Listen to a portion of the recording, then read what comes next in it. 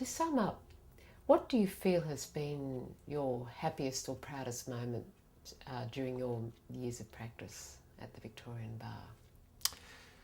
Well, it's not been one moment. I mean, I've had my great successes, I've had happy clients, I've had a degree of personal pride, but I think it's been an unbelievably long-term satisfying career. That's been my happiest moment. I've loved being a barrister.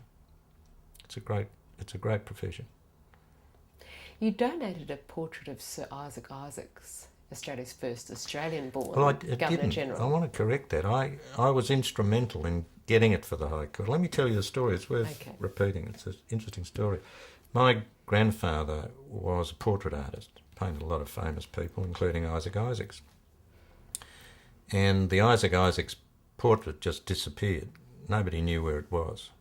And Garfield Barwick, through Frank Jones, the then registrar, got in touch with me because they knew of my connection. I don't know how they knew it, but they knew of my connection and said, can you find this portrait? And the reason they knew about the portrait was a book had been written on the life of Isaac Isaacs. I think Zelman Cowan wrote it. And the frontispiece in the book was this portrait. In any event, Frank Jones got in touch with me and I said, I'll try and find it for you. Well, I tried. I chased down every possible connection I thought I had and existed, relatives, friends, whatever. Couldn't find it anywhere. And so I told Frank, and they commissioned an artist to paint a copy of it.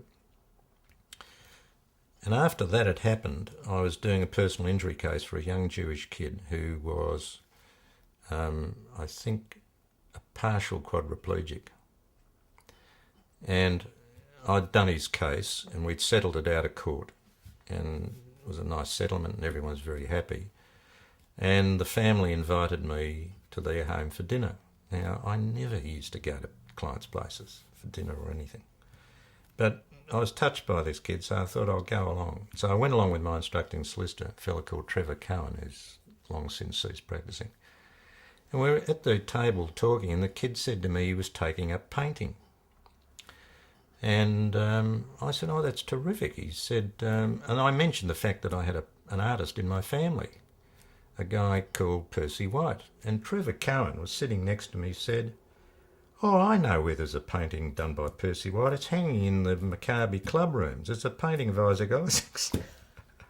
I could not believe it. And I said to Trevor, I said, look, I want to go and see it tomorrow. Can you take me down there? Which he did, and there it was. So I rang up Frank Jones and I said, Frank, I found Isaac Isaacs' portrait. And Barwick came down and had a look at it, and then they said they wanted it for the High Court. And to their credit, the Maccabi Club donated it to the High Court, and in return they were given the copy. So all's well that ends well. It's hanging in the High Court now. But it's just a remarkable sequence of events that result in it. If I hadn't gone to that dinner, and if I hadn't mentioned the fact that my grandfather was an artist, and Trevor Cowan hadn't been there, it would never have been found. Did you ever have a personal interest in Sir Isaac Isaacs? No, not really. No, I mean, I know of him as a famous judge. Yeah. I just wanted to pause one more second just to see the... Add that on. When you're ready. Okay. Actually, though, you did end up donating a portrait of Sir Isaac Isaacs. Well, when I came to the bar, I asked my grandfather, who was then alive, if he'd make a copy of Isaac's portrait for me to hang in my chambers. Thought it'd be a nice thing to have there. And he did. And one day the then chairman of the Bar Council, I think it might have been Frank Costigan, came into my chambers for some reason. He saw the portrait and he said, ooh. He said, we'd love that for the bar. And I said, rightio, Frank, it's yours. And I gave it to the bar. And it was hanging in the chairman's room the last I knew. So I did make a donation, but it's about a fifth the size of the one in the High Court. Do you miss life at the bar? Yes and no. The camaraderie, the challenges, the interesting work provided me with a good income. I sort of miss that. But on the other hand, I did 47 hard years. I mean, it was a lot of hard work, a lot of stress. I was 71 at the time. I was going to have to change my chambers because the building I was in, sharing chambers with Richard Stanley, the lease was up and we all had to move. And so I got involved in the planning for the new set of chambers. And then I thought to myself one day, why am I going through the trouble of shifting my chambers at the age of 71? How long am I going to stay at the bar? And I thought, no, now's time. So I decided to retire. And then I fell out of the frying pan into the fire. A mate, inverted commas, put me into the Ombudsman and who asked me to do some work for him, and I did a big investigation for the Ombudsman. Are you able to talk about that a little bit? This is with regard to the Alfred Hospital. Yeah, well, that took 6 to 9 months. It was a lot of work. It was very interesting. And, you know, it was sort of almost like being at the bar. And I enjoyed doing it. It was a very important investigation, I thought, and I don't know what's happened as a consequence of the report, but something ought to happen. I mean, it unearthed some activities that really needed to be stopped. Can you elaborate a little further, or perhaps? Well, there was a huge amount of public monies being spent on what I would say was unnecessary medicine and on non-existent medicine. And the people shelling out this money didn't know what was going on. Anyway.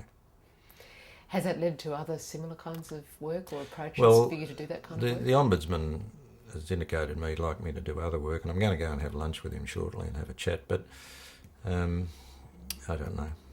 I mean, he told me that inquiry takes 6 weeks. It took 6 to 9 months.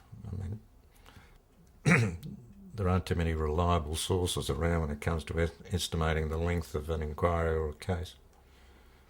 Did you ever aspire to being a judge?